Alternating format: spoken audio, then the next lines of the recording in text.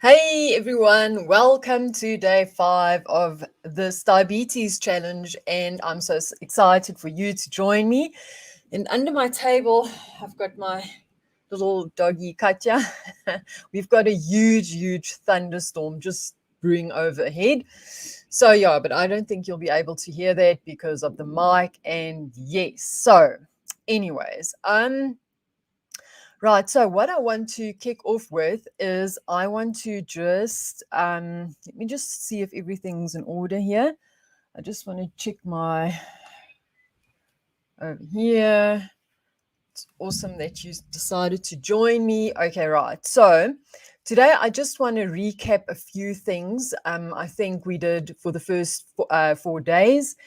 And yeah, so I'm just going to kick off with standard of care. And a lot of you ladies just didn't know that the reversal rate of standard of care is like 0.1%. And that basically, if you start with medication, metformin, it will just stack on, stack until you'll be left with insulin injections. The prices go up, everything will just be against you. And the important thing I mentioned is that you should be able to make that choice for yourself, because a lot of people have this fear of the white coat, where if a doctor says yes, A, they do A. If he says B, it's B. So you just need to know that you have a choice. And if your physician hasn't informed you that you can reverse your diabetes with nutritional ketosis, he doesn't know what he's talking about. So I would highly suggest that you go and have a conversation with your doctor. In the guide section, you have everything. After this session for VIP, I'm going to discuss how to onboard your doctor. But it's important that you can go and get all the documentation in the guide section, print it, the studies, and take it with you if you don't feel comfortable. And just tell them to give you 3 months to do the nutritional ketosis. And if it doesn't work, then you'll go back on standard of care. So, and if your physician won't on board with you, find someone else. Find someone else who will listen, because they need to take care of you. It's not about them, it's about you. So that's very important. So we discussed the Kaiser Permanente study, where they proved the standard of care doesn't work. Right. So, and yeah. Do you remember the slide I showed you? I can't, what was it? Oh, yeah, it was about how to monitor your glucose levels. Do you remember the client, the patient, who actually was on Banting, low carb? In South Africa, we call it Banting. And he then decided to go see the dietitian. And so he told her, no, I'm doing low carb, high fat. And she was like, what are you doing? And she was scolding him, and told him, it's the worst thing you can ever do for your health. It's bad. It's cardiovascular, this, cardio, no. So we have seen that standard of care doesn't improve your health factor risks. But now all of a sudden nutritional ketosis does. No. But anyways, do you remember the graph? So everything was within the lines, his blood sugar readings. And when he started high carb, low fat diet again, his numbers were all over the place. And he was just like, what? And he reverted back to the Banting, and he reversed his diabetes. So just don't let anyone bully you, because now you can make an informed decision. We went over the clinical trials, and remember I told you, well, the ketogenic diet has been used for years, especially treating children with epilepsy, and it was so highly effective that they, brought it back again. But you see, the thing is, they don't like it because there's no money to be made with keto. Remember, we said that the diabetes industry is like $35 billion per year, and every year it's going up. So it's not in their best interest for people to find out about nutritional ketosis. And remember, these pharmaceutical companies are big. But let's not go into that all now. We discussed that. So And then we also discussed that the root cause of diabetes, it's a dietary problem. It's a dietary disease. It's not a progressive disease. No, you've got a choice. It's a dietary problem. So we also said that diabetes is a state of carbohydrate toxicity. That's what Dr. Sarah Hallberg said. She was one of the authors of the trial and the papers. So yeah, that's the root cause, too many carbs, because the American Standard Diet says eat carbs, 3 meals a day, and you need to snack in between. You have to have carbs. And that's where it all starts. It's so toxic, especially to a person who's diabetic, type 2. And also remember, it's like being lactose intolerant. So you can't drink milk. So it's nothing to be ashamed about, no fear, nothing. I mean, if you have lactose issues, lactose intolerance, you just don't have lactose. That's what you do. So with nutritional ketosis, we just bring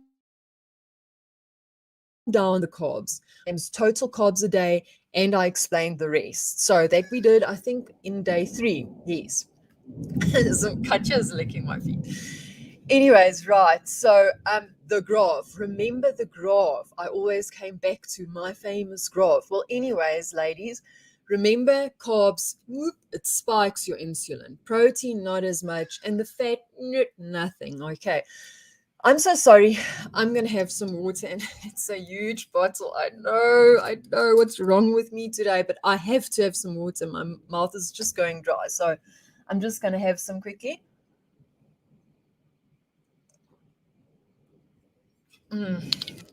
Thanks, guys. Sorry, that's so much better. Right. So the graph. Just always remember the graph. And then, what year did everything go wrong? You've probably heard me say this like a gazillion times. It was in 1977 when they changed the dietary guidelines. 20-year rule spike, everything went wrong. So yeah, remember that one. So carbs are addictive. And the ladies who said they can't stop the sweet cravings at night, or the sweets, they can't stop eating, the hunger pains, it's because carbs are addictive. And it's not only sugar, it's wheat pasta. Because remember, your body sees like a carb differently than what we perceive it to be. If we see that plate of brown rice, we think, oh, it's healthy and it's good and such and such. But actually, our body only sees the glucose, the 9 tablespoons carbs, glucose. That's what your body sees. Even like cola, or let's say broccoli. Remember, we discussed that. Your body breaks. The one will be absorbed quicker and the one slower, but still being diabetic, it causes a lot of problems. So just remember, your body doesn't really see it as a piece of broccoli and cola. Right. And also, if we follow the standard American diet or my plate, then your insulin levels will be high all the time. And remember, insulin is the fat storing hormone, so you will not lose weight. And that's why people struggle losing weight. And then you go to your dietitian, and what do they tell you? No, eat carbs. You need carbs. You need the fiber. No. That's where the problem starts. Anyway, so and then also remember, we did the study which proved the diabetes reversal with nutritional ketosis. And yeah, we did that quite in details, how you can beat your diabetes. And yesterday we discussed this load of rubbish. They tell you eat less and exercise more. So yeah, and today we're going to move on.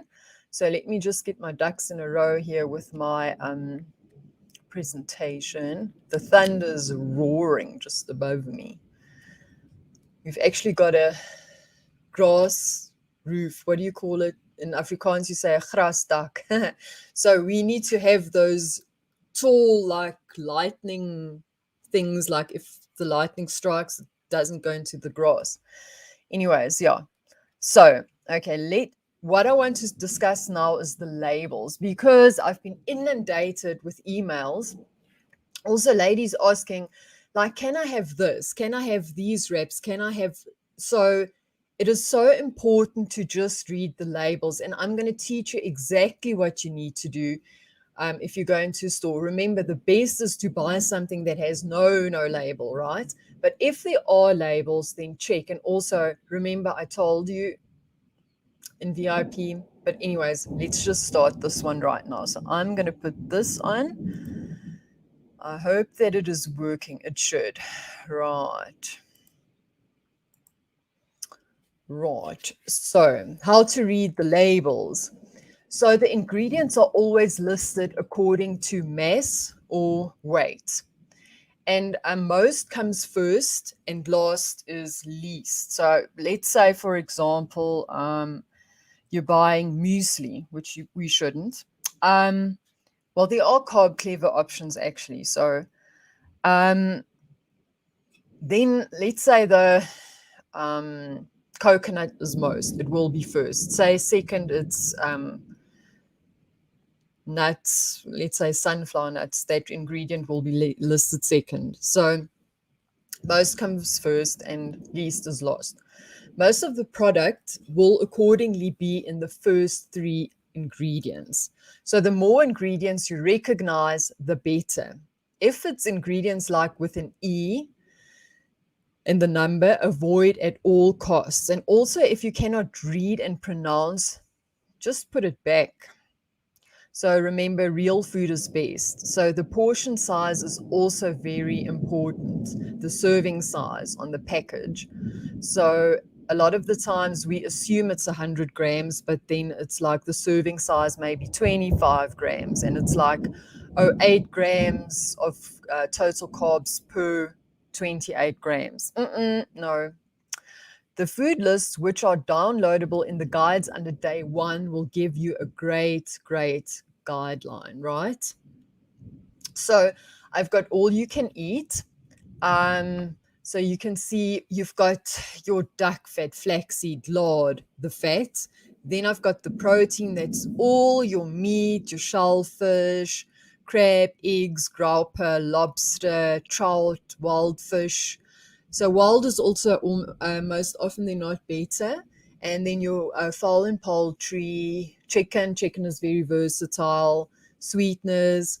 The erythritol is, for me, it's best. I don't generally use, but if I make something sweet, like I've actually got recipe books on cheesecake, cookies and stuff with almond, but it's within the realm of nutritional ketosis. I should actually put it up. Stevia is very powdery and it's very sweet. Xylitol, if you have pets, don't buy it, or be very careful because they die from xylitol. So that's why I just don't have it in my house, because if my daughter maybe accidentally drops something and Katya eats it, no, it won't be good. Beverages, just cut all soda, even if it's low fat, low calorie, because they put in sweetness, and those sweetness, most often than not, they are carcinogenic. Vegetables, rule of thumb, if it grows above the ground, it's awesome. Below the ground, the plant stores the starches, like with potatoes and so on. So they're very high in carbs, condiments, mayonnaise, mustard. So what you'll also see is a lot of people have come out with carb clever or keto products, but I'll show you now how they can deceive. So limit yourself. I've got the grains and starches, the dairy. Also, just check with your dairy. It can be a problem, especially milk. I wouldn't advise anyone drinking milk. It's like, why does a calf drink milk? Because that little calf has to grow. We don't want to grow. We're already grown people. So yeah, fruit.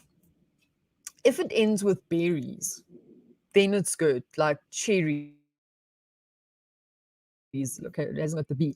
Cranberries, but cranberries in itself, oof, they are very, very sour. Raspberries, strawberries, blackberries, blueberries, excellent.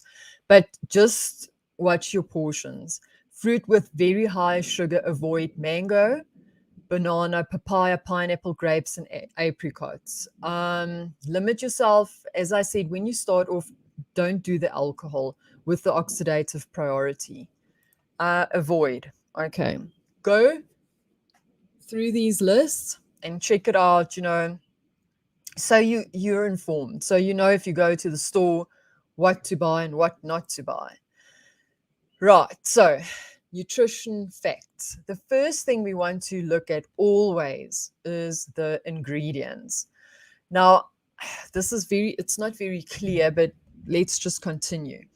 So organic with the stars, it's the coconut, pumpkin seed, that's good. Pecans, that's good in limited amounts. Almonds, good in limited amounts. Cane sugar, no, no, no. Brown rice syrup. Oh, brown rice sounds good. Syrup, no. Brown rice syrup, it's bad. Coconut butter, sure. Erythritol, sure. Flaxseed, good. However, flaxseed also, if it has been ground, then it can lead to being oxidated because of the oxygen, blah, blah, blah. So it goes off very quickly. Sea salt, and yeah, so it looks not good. So with the cane sugar and the brown rice syrup. Okay, so total carbohydrates 8 grams, but now we see its amount per serving, and that's 28 grams. So this is very, very high. I mean, it's always like a third of this whole product being the serving size being carbs. So no, it's not on, it's too high. And also look at this. So USDA organic. So now this is obviously a reticular activator because we're thinking, oh, it's organic. Yes, it's good. We can eat it. And then it says keto, and then non-GMO and all the goodies. But so you see, they list all the pecans, almonds, pumpkin seed, and so on. So yeah, the sugar, no. Okay, right. So this is ingredients: cauliflower. So this is 4 grams per 80 gram. Sorry about that, 85 grams. So that's excellent, good to go. We can absolutely have this. And I remember when we started off with the low carb, everything was cauliflower. It was cauliflower pizza, it was cauliflower tortillas, it was cauliflower rice. Ugh, it was so awful. But you should check out my pizza, and it is in the 51 delicious keto chicken recipe book, which you can get at the guides, under guides. You can download it there. It's delicious. The only downside is that you can only have like, let's say, 3 pieces. It's not like the traditional wheat pizzas where you can eat the whole thing and after an hour you're still like, I want more. You see, there's not that addictive thing. You're satiated. So anyways, but that's a good thing actually. Right, so organic cranberries. So for the normal person, it would be like, okay, organic cranberries, okay, sweetened, doesn't look too good.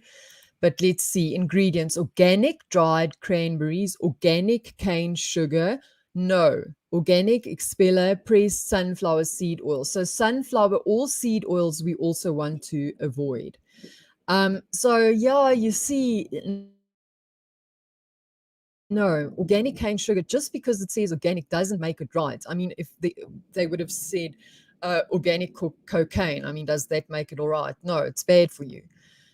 Okay, so let's have a look at this one. So it says 40 grams is the serving size, and it's 33 grams. Oof, I mean, that's just wrong. These cranberries, hey? No.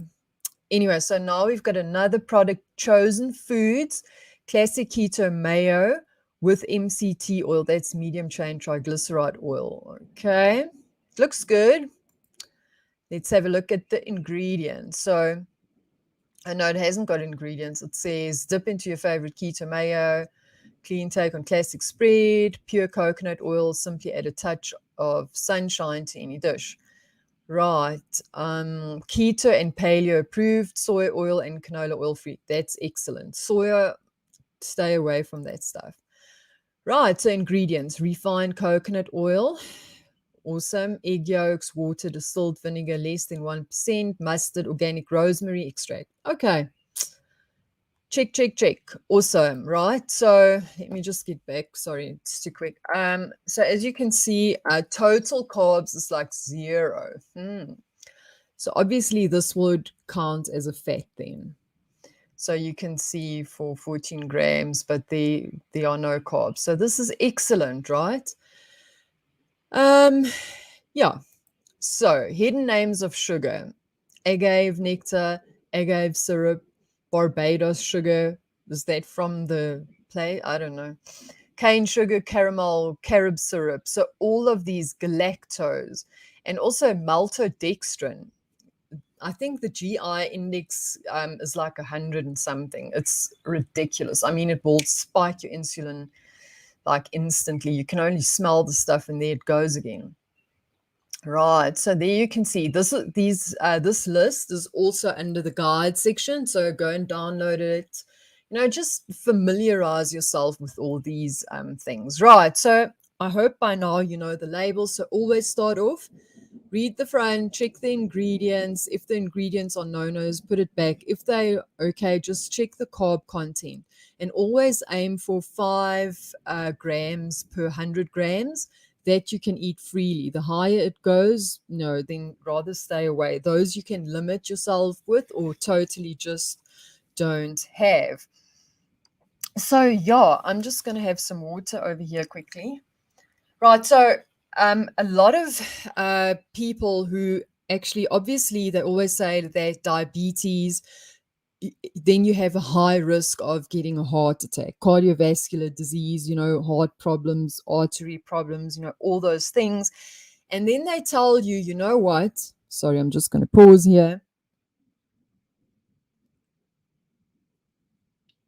They'll say, yeah, you need to watch your cholesterol, what you eat, the eggs, it's high in cholesterol because that clogs your arteries. Okay, and then they test your cholesterol and yeah, you come back to the doc and they say, oh, yeah, you need to go on statins now. And statins only help 1 out of every 400 people. I mean, that just doesn't justify the medication, anyways. But you've probably been told that high cholesterol is dangerous. So let's discuss the truth about cholesterol. So, cholesterol is one of our most important molecules. So, this waxy, soft, and fat like substance is present in your blood as well as every cell in your body. Every cell. For your body to build new cells, it needs cholesterol, in particular, your brain, which is the cholesterol richest organ in the body. Did you know that? I mean, it's interesting, right? Cholesterol is crucial to life itself. Virtually every cell in the body is able to manufacture a little of it, and every cell has a receptor site for cholesterol. Cholesterol helps to produce hormones, testosterone, estrogen, and adrenaline. So, obviously, it's important for men and for ladies. So, the sun converts cholesterol in the skin to vitamin D. So that's why they always say if you want to build up your immunity, go into the sun for 15 minutes a day, especially at noon, because then your chances of getting sunburn are not very high, and 15 minutes isn't too long. So to absorb fat soluble vitamins from the gut, we need bile, another cholesterol product, right? Low levels of cholesterol are risky and not something you want to mess with. They lead to depression, aggression, memory loss, and mental health issues. Cholesterol acts as an antioxidant and is cancer preventive. As you get older, the higher your cholesterol, the longer you will live and the healthier you will be. I mean, we drink antioxidants, but you know what? Cholesterol is the natural antioxidant. So the cholesterol we ingest is typically a minor source compared to the amount our body produces, right? Your liver produces about 75% or more of the cholesterol in your body. Every cell in your body can produce cholesterol. So let me ask you this: if cholesterol is so bad, then why would your own body produce it? We know now through scientific evidence that cholesterol is not linked to heart disease. But what is the problem with cholesterol then? So basically, it's the wrong kind and the oxidation of cholesterol that is the issue. Cholesterol is insoluble in your blood, which means that it can never be present in your blood as just cholesterol. Let's say that cholesterol is the cargo and it needs a ship to transport it in your blood. So the ship would be the lipoprotein, right? So lipoproteins are transported by triglycerides, those are the fats, phospholipids, and fat soluble vitamins, right? There are different types of lipoproteins. However, the most significant are HDL, so that's high density lipoprotein, and then your low density lipoprotein. So that's where you get your HDL and your LDL. Now, a doctor will tell you that the HDL is the good cholesterol and the LDL is the bad cholesterol. However, the cholesterol in both is the same. The difference is in the lipoproteins. So you get two types of LDL. So you get the large LDL, pattern A. Large LDL are large, fluffy particles. They are healthy and will not cause artery issues. So they are good for you. So then you get the SDLDL, the small, dense particles. Those are the pattern B. So research suggests that these small particles are the contributors to heart disease and not the large LDL particles. So there's a discernment. So you get your fluffy big ones and then you get the small ones, right? So this is a human artery with the endothelium. So I hope my little sketch here makes sense. So I'm just going to click on. Sometimes I get it right, sometimes I don't. But let's just continue. So there's your arterial wall and your endothelium, like I just showed you, like what it's going to look like in real life. So there you have your pattern A. Boom. So there it comes along and it bounces off. But here's the SDLDL, the small pattern B one. So it's coming boom, boom. It fits through the small one, right? So all of them get through, you see? So now they're like stuck between the endothelium and your arterial wall, right? So this is a normal artery and this is a narrow one. So you can see they all build up here on the side, and that's what's causing all the problems, right? So let me just go back here. So we have the small, dense LDL particles, which can easily slip between the endothelial cell and gain access to the inside of the artery. So they become stuck in the wall and get damaged because of oxidation, because they stuck there for a while.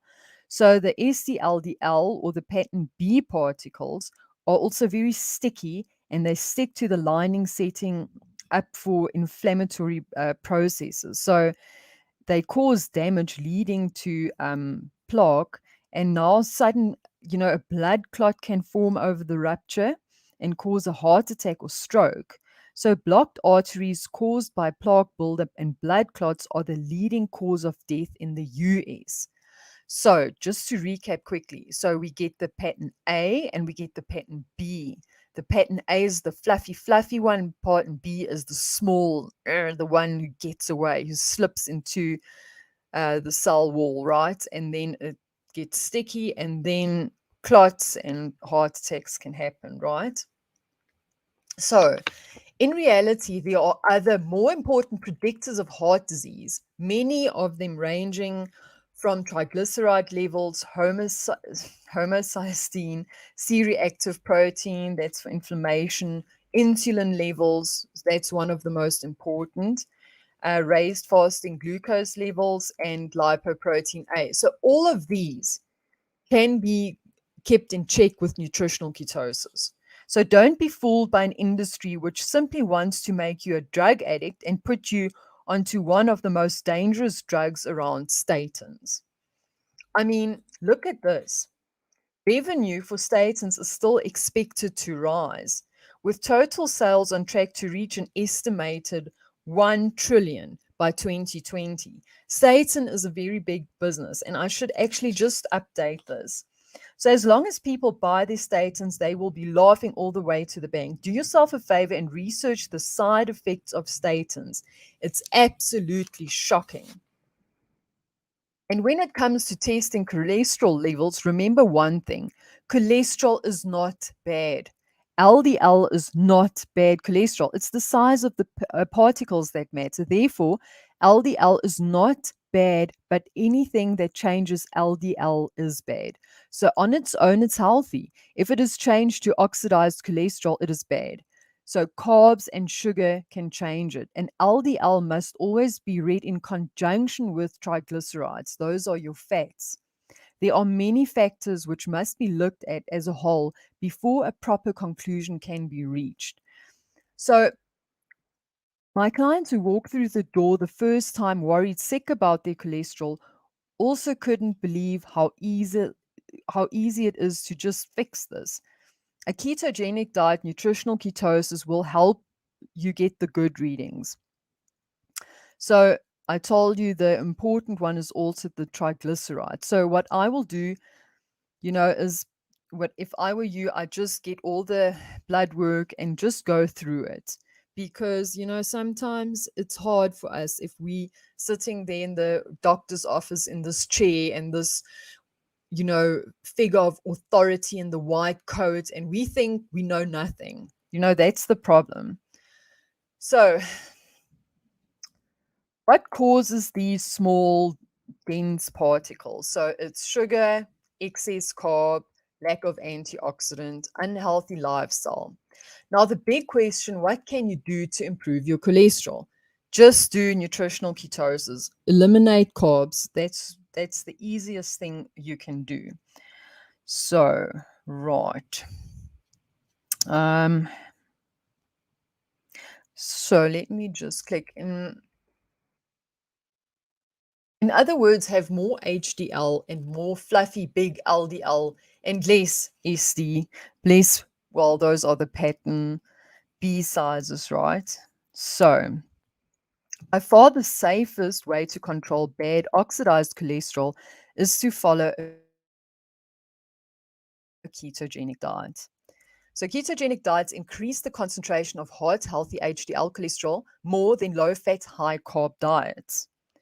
So, ketogenic diets increase the concentration of heart healthy HDL cholesterol more than low fat, high carb diets do, right? So, lowering carbohydrate consumption in healthy individual also leads to higher levels of HDL cholesterol. So there we go. We have all the studies. Low carb, high fat diets decrease SD-LDL particle concentration and increase the size of LDL cholesterol. That is what we want. So ketogenic diets decrease the amount of harmful cholesterol, that would be your triglycerides in the blood. So your VLDL cholesterol. Right. So ketogenic diets decrease the amount of harmful VLDL in your blood, right? Here we go. The studies. So, eggs and dietary cholesterol, dispelling the myth. So this was by British researchers in the British Nutrition Foundation newsletter. The popular misconception that eggs are bad for your blood cholesterol and therefore bad for your heart persists among many people and still continues to influence the advice of some health professionals. The myth prevails despite strong evidence to show that the effects of cholesterol-rich foods on blood cholesterol are small and clinically insignificant. So, size is important when we are speaking about LDL, specifically particle size. Unfortunately, most conventional cardiologists snub or belittle this. So, large particles, pattern A, are healthy, while the dense ones, pattern B, are not. You may request a lipoprotein test to determine your particle size, however, it is expensive. Alternatively, you can use a surrogate test, and that's what the ratio is. So, this surrogate test will determine your risk for cardiovascular disease and stroke. So, remember, it's not about the LDL, it's about a ratio. The triglyceride to high density lipoprotein ratio is a very good predictor of coronary heart disease and stroke, not low density lipoprotein cholesterol. In fact, LDL has little to do with the overall risk. So, what you will need is your triglyceride levels. So, this is the amount of fat in the blood, your HDL reading, and here is how you can work out the ratio. So all you do is you take the triglyceride and divide it by the HDL. So here's a quick example. So if your triglycerides are 120 and your HDL is 40, just divide it and you get 3. So it's quite easy, right? So the closer to 1, the better. So the above example indicates an elevated risk of heart attack and stroke. In fact, at 3-1, the likelihood of a heart attack goes way up. So low triglyceride to HDL is desirable, right? So here's a quick example. Let's have triglycerides of 50 and here of 80. So we get 0.6. So that is quite good, right? So high triglyceride to HDL, especially higher than 3, indicates significant risk. So how can you improve this? So that's the question, right? So lose weight, especially the belly fat, avoid sugar. This is why a highly processed like junk food diet is so dangerous. It's high carbs, high sugar, meaning high fructose, and these ingredients are a recipe for disaster. You will have both high triglycerides and low HDL. So eat fewer carbohydrates and follow a ketogenic diet. You will have slightly higher LDL cholesterol. This is ideal, as it is more likely to be the large, fluffy particles, not the SDLDL. It's absolutely safe. So there you have it. I just felt that this is so important, but I would highly suggest that you just go and research this. And also, there is a search engine called DuckDuckGo where they still, if you put in cholesterol, high triglycerides, or whatnot keywords, they will give you better results. I find that you get in Google. Anyway, so I'm just saying, right. So let me just put the stop sharing thingy on. And let's see if that helps. Yes. Okay, here I am again. So the storm, I'm sorry when I paused and stuff, it was getting a bit hectic and I'm just like, what's going on? But anyways, oh, there's another one. I think we're okay for now. So anyway, so I hope that this, gives you an insight on we need to double check everything. If anyone gives you something, especially pills and stuff, you need to know what you're putting into your body because we've been deceived by the food corporations. And that's why we are stuck sick and we rely on pills. I mean, this is a society of quick fixes. Some people, I tell you, it's shocking. Like if I see them the first time, they're like, so what pills do I need to take? What natural pills do I need to take to get my diabetes sorted out, to lower my A1C levels? And I'm like, You see, people are conditioned. We want everything instantly. This magical pill that we can just drink 3 times a day and we can continue eating bad stuff. No, we need to get out of our own way and start at the cause and eat right with nutritional ketosis, the way we were designed to eat.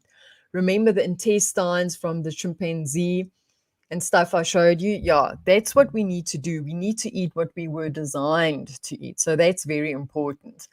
So, anything is possible if you have a path, a plan, and a desire to take action. And you know that success is not magic. It doesn't just like happen overnight, right? I mean, it takes time. So, today, I want to talk about the string that's holding you back in life. During this journey throughout my own life, what I've realized is that so many people are like a millimeter away from their full potential, a millimeter away from lowering A1C levels and reversing their type 2 diabetes, from having that courage to just start the journey. So, how many times in life have you been almost there, but you have a story that you keep telling yourself as to why you can't achieve your vision? Remember the vision we discussed? So, what can we do about these limiting beliefs? We have to identify it. What is the story that you keep telling yourself that is holding you back? Be disturbed by your own inaction. Imagine at the end of your life, you watched a video of the person you could have become if you took action. The thing that moves the needle is when we are courageous. Courage isn't moving forward with a lack of fear. Courage is moving forward when you are scared to death. So I truly hope I disturbed you in this 5-day challenge so that you are disturbed by inaction. So let's crush these limiting beliefs, tell a new story, and know that you have unlimited potential. So join me for the upcoming Road to Reversal Intensive on November the 9th, where I'm going to take you by the hand and help you personally reverse your type 2 diabetes. And I stole this quote from Tony Robbins: immersion is mastery. And you know what? I should have stolen it sooner, totally. So there are 270 registrants in the group, and I'm going to take 20. So 20 spots are available. So it will be on a first come, first serve basis. So head on over to roadtoreversal.org and just register over there. Let me just put up the banner for you guys, if I can get this quickly enough. There we go. So it's roadtoreversal.org. Go check it out. I know you will love it if you love this challenge so far. And tomorrow is day 6. Tomorrow, I'm going to do more of a fun thing, Q&A thing, and I'm going to do some testing, some fun testing, what's happening and so on. And yeah, I truly hope you will join me. And yeah, I'm going to have to go now because we've got load shedding today in 15 minutes. In South Africa, load shedding is like there's not enough power. How can I put it? Anyways, yeah, so we need to limit the electricity we use because there's not enough generated. So yeah, and today we started at level 2 and now we're at level 4. So basically that means we're going to load shed 3 times a day, and every time it's for 2 hours. So we start, I think it's from 2 in the morning till 4 in the morning, and then tomorrow from 10 o'clock till 12ish, and then again from 6 to 8. So yeah, it's frustrating. It's very frustrating. Luckily with this challenge, it wasn't too bad. Actually, not once. We weren't hit once. Otherwise, I would have done this challenge in the dark. But anyways, such is life. We just need to adapt, go with it, and just hope for the best. But thank you. I had an awesome time with you, and I will chat with you tomorrow. Bye, guys.